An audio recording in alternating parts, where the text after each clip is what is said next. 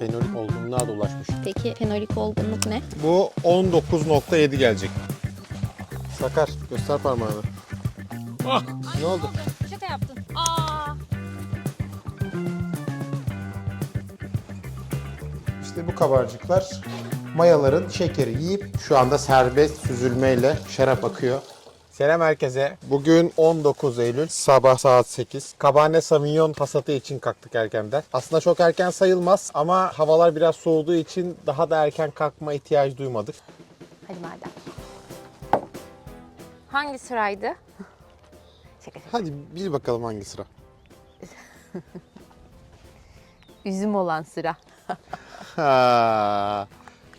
Şimdi buradan mı gideyim, buradan mı gideyim? Sen bu taraftan git. Tamam. Ben bu taraftan gideyim. Tamam. 3 kişi çalışınca bir kişiye böyle makas düşüyor. Hala bağ makası almadık. 2 tane makasımız var. Babam da bize yardımcı olduğu için ben sapları bununla kesmeye çalışacağım bakalım.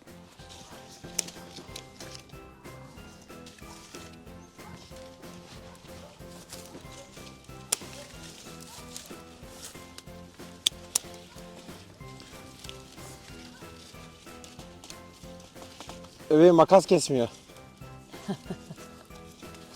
Öpücük vereyim. Ben az önce çok güzel salkım buldum. Hani nerede?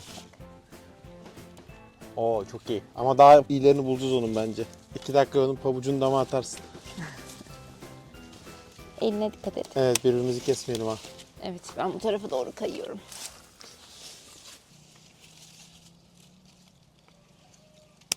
Tayyar çok komik. Sanırım ayakkabımın içine bir tane üzüm girdi ve ona basıp duruyorum yarım saattir. Bebeğim, sen Değilmiş. üzümleri ayakla ezmeyi çok yanlış anlamışsın. Evet. Bazen dallara öyle sarılmış oluyor ki üzümler. Sapını bulamıyorum, sinir oluyorum. Bir sapı keseceğim diye 3 tane dal kesiyorum falan böyle. Evet. Budamayı da aradan çıkarmış oluyoruz.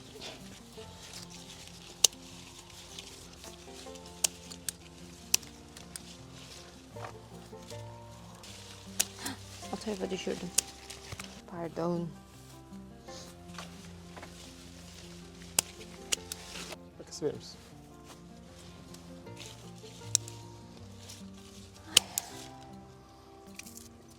Sen de diğerini ver madem.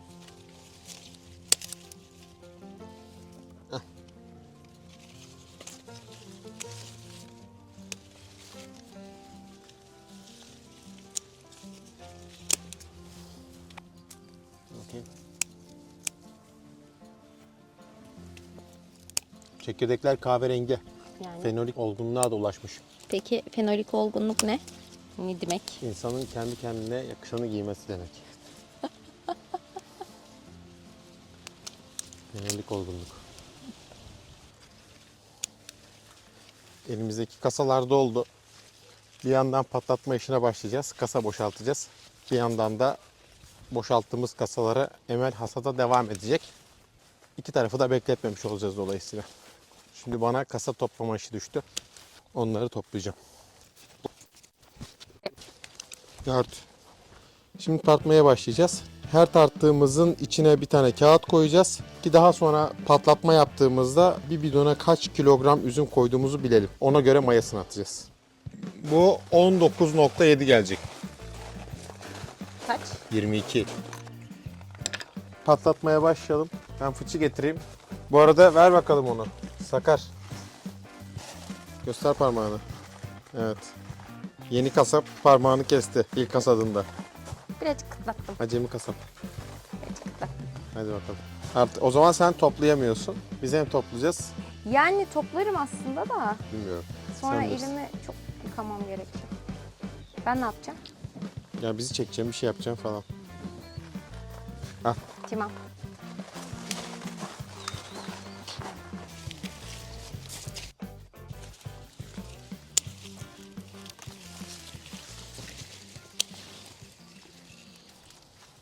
Babam kolay yöntem bu. Sepeti altına koyup sık sık içine düşürüyor. Çok mantıklı. Evet. Sen önce elini kesmemeyi öğren. Ondan sonra yeni şeyler öğrenirsin.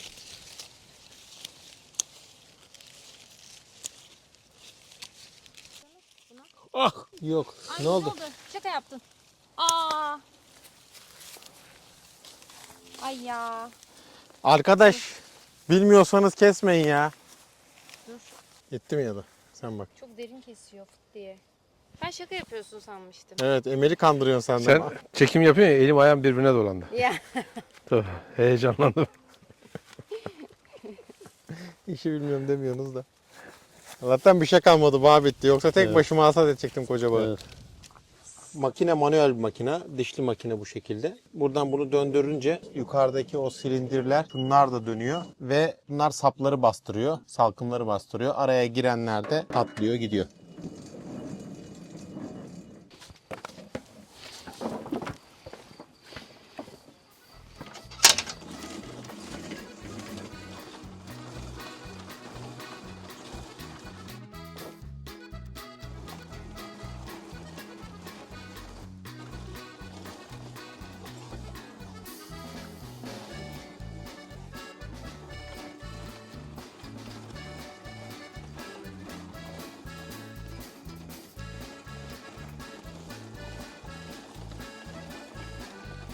Gel bak sona gelince şuradaki merdaneler çok güzel görünecek şimdi.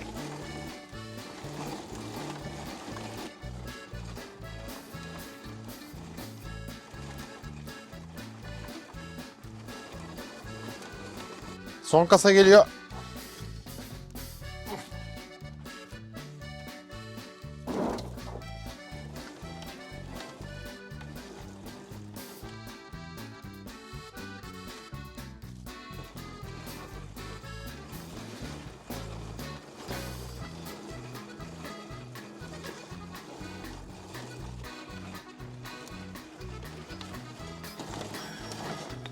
Geçmiş olsun.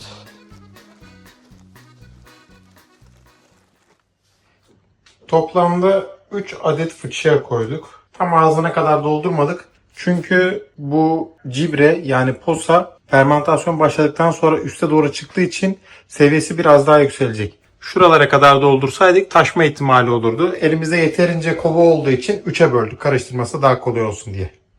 Patlatma aşamasından sonra iki seçeneğimiz var. Ya üzümün kabuğunda bulunan doğal mayalarla fermentasyonu başlatmak ya da ticari maya kullanarak fermentasyonu başlatmak. İlk senaryo yani vahşi mayaları kullanarak fermentasyon başlatacaksanız patlattıktan sonra bunların üzerine bir tülbent örtüp bırakabiliriz. Ama ticari maya kullanacaksak öncelikle üzüm kabuğundaki vahşi mayaları biraz baskılamamız gerekiyor. Onun için de KMS diye bir kimyasal var. Potasyum metabisülfit. Şıranın litresine göre veya üzümün kilogramına göre bunlara ekliyoruz. Mayayı atmadan önce belli bir süre bekliyoruz ki ben 8 saat bekleyeceğim. Daha sonra mayayı atacağım. Bunu attıktan sonra üzüm kabuğundaki vahşi mayalar biraz yavaşlıyor, sersemliyor diyelim. Daha sonra biz kendi ticari mayamızı attığımızda bizim ticari mayalarımız hızla çoğalacak ve baskın hale gelecek ve fermentasyonu onlar yönetiyor olacak, onlar idare ediyor olacak. Toz formunda bu kimyasal. Erittim onu. Her birine kilogramlarına göre şu anda dökeceğim.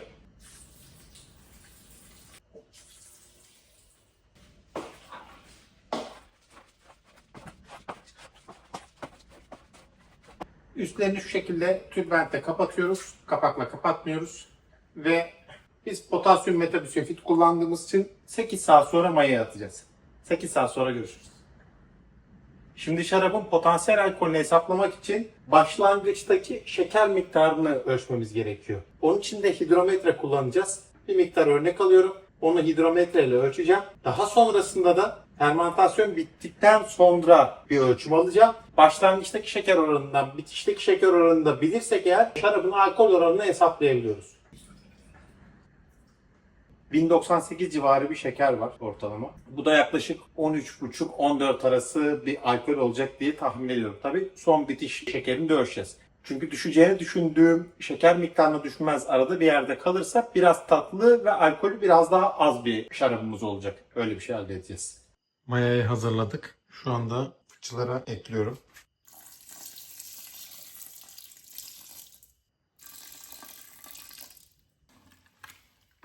İyice alt üst yapıyorum ki maya homojen olarak karışsın. Çoğaldıktan sonra o devam edecek. Bunda sıkıntı yok ama biz yine de ilk başta yeterince homojen karıştıralım ki Maya strese girmeden önce başlasın fermentasyon.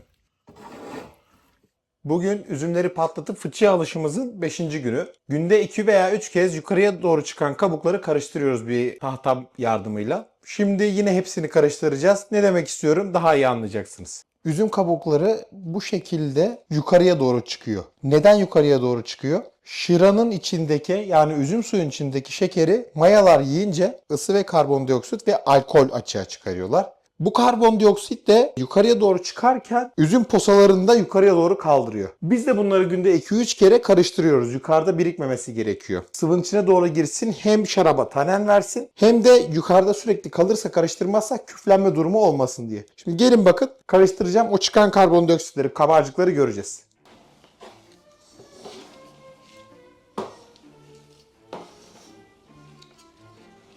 İşte bu kabarcıklar mayaların şekeri yiyip karbondioksit, alkol ve ısı ortaya çıkardığını işaret. Yaklaşık 10-12 gün sonra bu kabarcıklar iyice azalacak, hatta yok olacak. Bu da mayaların şıra içindeki, yani üzüm suyundaki bütün şekeri tüketip alkole çevirdiği anlamına geliyor. O zaman gelince kabukları üzüm suyundan sıkacağız. Sadece suyu yine fıçıya koyacağız. Beklemeye devam edeceğiz.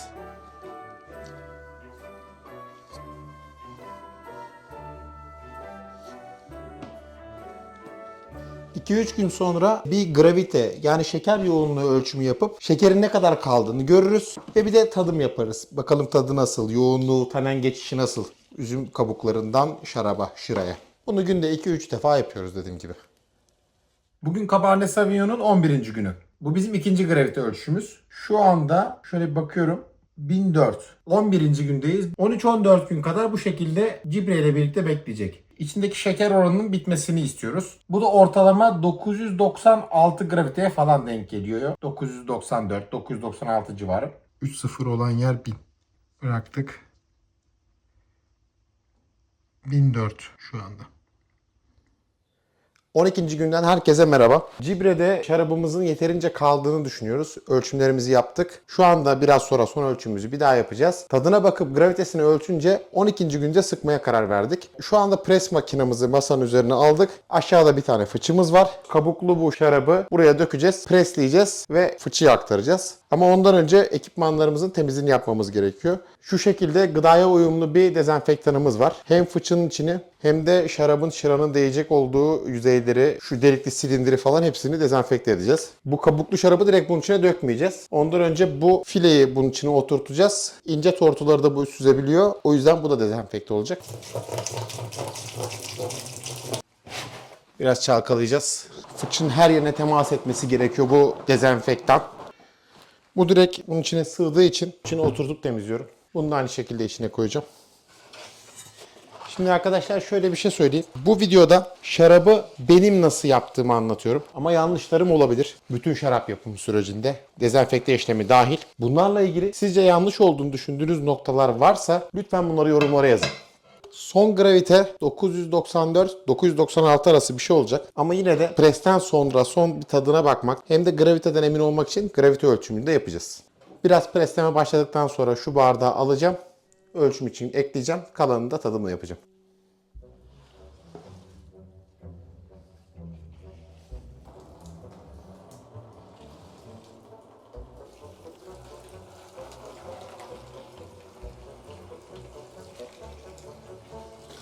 Şu şekilde presleyecek olduğumuz cibreler şu anda serbest süzülmeyle şarap akıyor. Biraz sonra şu aparatı kapatacağım. Üstten presleme yapacağım. Mümkün olduğu en fazla şarabı almaya başlayacağım.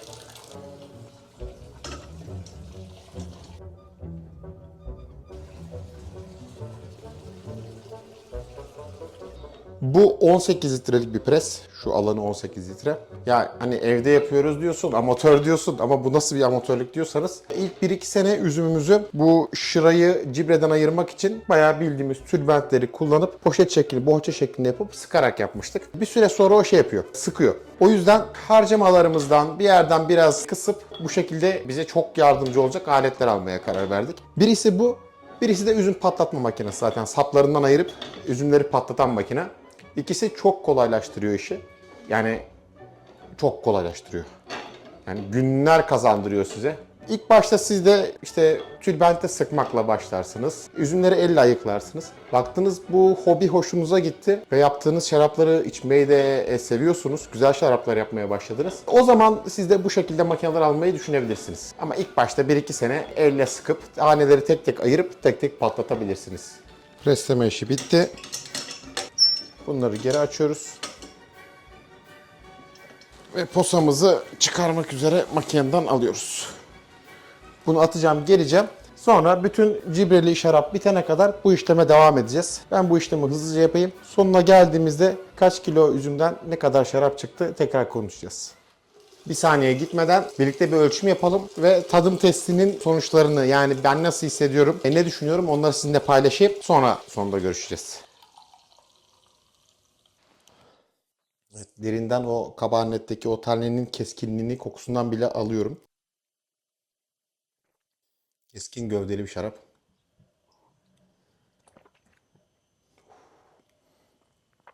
İkinci yutuşumda onu çok daha güzel aldım. Bitirmeden önce bir gravite ölçmek için koyalım. Kalmayacak yoksa. 994, 996. Şu anda gravitemiz 996. Sıkma işlemimiz bitti. Elimizde bunun gibi 3 tane fıçı vardı. Hepsini sıktık. Yaklaşık 150 kilo üzümümüz vardı. 150 kilodan 65-70 kilo. Yarıdan biraz az. Demek ki biraz daha sıkabilirmişiz. Ama şarabımızın tadı çok güzeldi.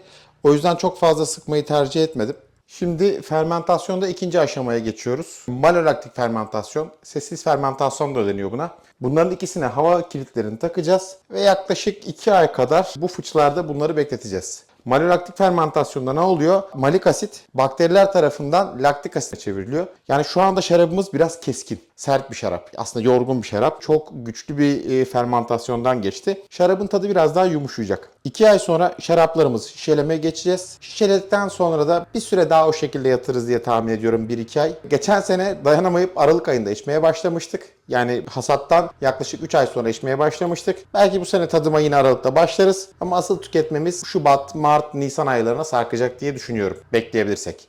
2-3 ay sonra görüşürüz. Üzümü preslememizin üzerinden 2-2,5 ay kadar geçti. Preslemeden yaklaşık 2-3 hafta sonra dibe çöken tortuyu ayırmak için şaraptan başka bir kaba aktarma yaptık. Şarap sabit durunca bütün tortular yavaş yavaş dibe çöküyor. O dipteki tortuyu kaldırmadan başka bir kaba aktarıyoruz şarabı ve o tortuyu şaraptan ayırmış oluyoruz. Dipteki ölü mayalar, çok küçük taneli üzüm posaları dipte kalırsa şarapla birlikte şaraba kötü koku verebiliyorlar. O yüzden onu ayırmamız gerekiyor. Yani biz presledik. 2-3 hafta sonra o dipteki tortuyu aldık. Malolaktik fermentasyon bitti. Şu anda şişeleme aşamasındayız. Şişeleri de yine bütün ekipmanlarımızı temizlediğimiz gibi bu dezenfektanla temizliyoruz. Bu bir şişe yıkama aparatı. Şu şekilde şişeyi koyuyoruz. Şu ortadaki mekanizme bastırabiliyorsunuz. Şöyle bastırdığında şişenin her tarafına o dezenfektanı temas ettirebiliyoruz iyice.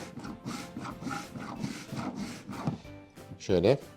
Şişeleme yaparken sifonlama yöntemini de kullanabilirsiniz. Ama bizim bu kovamızın çeşmesi olduğu için direkt çeşmeden dolduracağız şişeleri. Biz bu kovanın üst kısmını çekimden önce şişelemiştik. Şarap yapımında dikkat etmemiz gereken konulardan biri sıcaklık. Sıcaklıkla ilgili hiç konuşmadık şu ana kadar. Üzümleri patlattıktan sonra fermentasyon aşamasında da, malolaktik fermentasyonda da ortam sıcaklığının 20-25 derece olmasında fayda var. Biz bunu sağlayabildik mi tam olarak? Hayır, sağlayamadık. Ama 20-25 derece sıcaklık önemli bir parametre şarap yapımında. Videoda bol bol gravite ölçümü yaptık. Daha önceden gravite ölçümüyle ilgili bir şey duymadıysanız kafanız karışmış olabilir. Onu şöyle anlatayım. Sıvının yoğunluğunu ölçüyoruz aslında orada. Şeker miktarı ne kadar fazlaysa bir sıvıda onun yoğunluğu o kadar fazla oluyor. Şeker ne kadar azalırsa yoğunluğu o kadar düşüyor. Aynı sıvının ilk yoğunluğuyla son yoğunluğunu ölçüyoruz. Aradaki farktan bir tablodan onun içinde ne kadar alkol olduğunu biliyoruz. Şunu yapamayız. Bir sıvının içerisine yoğunluk ölçeri koyup ilk ölçümü yapmadan bir şeyin alkol oranını anlayamayız. Aralarda yaptığımız ölçümlerde de şunu gözlemlemiş olduk. Yoğunluk düştüğü için şeker miktarı azalmış sıvı içerisindeki. Dolayısıyla mayalar alkol üretmeye başlamış diye çıkarımda bulunduk. Şişelemeden sonra vakit kaybetmeden mantarlamayı da yapıyoruz. Yine mantarı da dezenfekte ediyoruz sıvımızda. Şöyle bir mantarlama aparatımız var. Bunu buraya oturtuyoruz. Şu şekilde koyuyoruz üzerine.